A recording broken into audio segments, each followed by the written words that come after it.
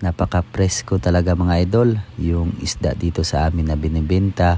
Kaya ngayon ay kasama ko si Mikmik. Bumili kami ng ulam para sa aming hapunan ng aking buong pamilya. Hello po mga idol. Maaga ako gumising at lumabas. Nagbili ng uling kasi nga po mag-ihaw tayo ng isda ng isang piraso mga idol. Ito pala yung iulam ni Mrs. Kasi nga po ay ihatid natin si Mikmik mga idol sa kanyang paralan ng maaga talaga para hindi talaga siya malit. At dumaan na rin po kami dito mga idol kay Chelore upang magbili ng biskwit. Baon niya po yan mga idol sa recess. Hansil pala yung binili namin na biskwit mga idol. At ngayon andito na po kami sa kanyang paaralan mga idol. Ay papasok naman po kami. Shout out na lang pala ako sa kanyang teacher mga idol na nakita niya kami habang nagbibideo. At sa lahat po ng mga classmate ni Mikmik ay naiwan po yung shoes protector ni Mikmik. Kaya nagmedyas na siya mga idol. At ito, pauwi na tayo mga idol. Kakatapos ko lang kahatid kay Mikmik. Napakaganda naman ng panahon. At ngayon ay meron pala tayong pusit. At nagisa lang ako ng sibuyas at saka bawang. Nilagyan ko ng luya. Ito pala yung pusit na nabili ko nung nakarang araw mga idol. Kaya ang sabi ni Mrs. sa akin, adubuhin ko na lang. Kasi yan din po yung ibabaon ko mga idol sa aking tinatrabahuan. Magbaon pala ako mga idol ng umagahan at saka tanghalian na po yan. Ay pwede na po yan mga idol. Budget muna tayo. At huwag tayo magyabang na meron ka na pero wala na pala. At kung anong meron tayo ay sapat na yun. At yan din pala yung iwan ko mga idol na ulam din ng aking mga anak at saka si Mrs. At maganda, nakapagsaing na rin si Mrs. ng maaga. At ito na, naluto na mga idol.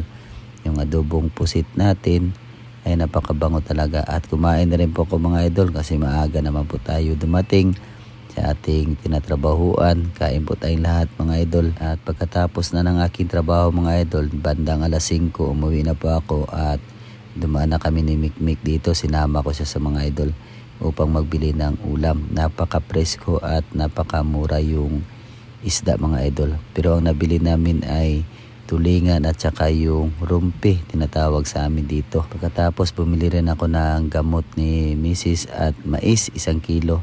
Kasi yan din po yung bigas ni Mrs. na kakainin mga idol. At andyan na po lahat, yung isda at saka mais ni Mrs. at yung gamot na nabili ko. At si Ate Kikay ay tumulong na rin mga idol upang maglagay ng kaldero na mayroong tubig pakukuluan mga idol. Kasi nga po ay magsasabaw tayo ng isdang tulingan. At yan, sasabawan natin yan mga idol. Siyempre, inutusan rin namin si Ate Gwen kasi nga po nakulang yung uling mga idol. At habang hinihintay ko si Ate Gwen mga idol ay ito ako.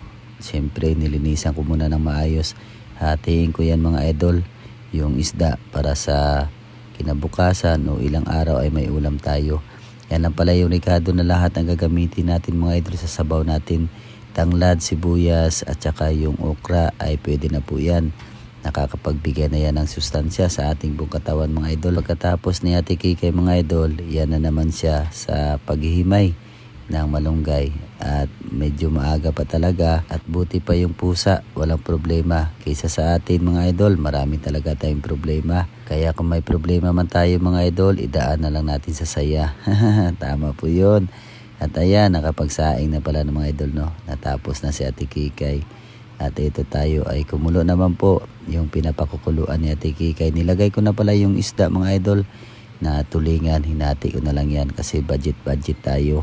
At syempre tinimplahan ko na rin po ng pampalasa tulad ng bitchin at saka asin. At yung malunggay natin. Nilagay ko na mga idol. At salamat pala sa lahat ng mga bagwang followers namin dyan. Welcome na welcome po kayo dito. God bless po sa inyong lahat mga idol. Ito na ay napakabango talaga at naluto ng lahat. Kain po tayo lahat mga idol. Thank you Lord sa lahat ng mga biyaya na aming natanggap. Maraming salamat. At salamat din sa lahat ng mga OFW na lagi nakasuporta sa amin. At trabador ng Pinas kagaya ko lagi po tayo mag-ingat. Napakasarap yung ulam mga idol. Busog na busog kami. Una na pala kami kumain ni Mikmik, dalawa at si Ate Kikay, Ate Gwen, si Mrs. Mamaya na sila mga idol. Kaya hanggang dito na lang po yung video natin. Maraming salamat talaga sa panonood mga idol. Sana po hindi kayo magsawang suportahan kami. Ingat po at God bless.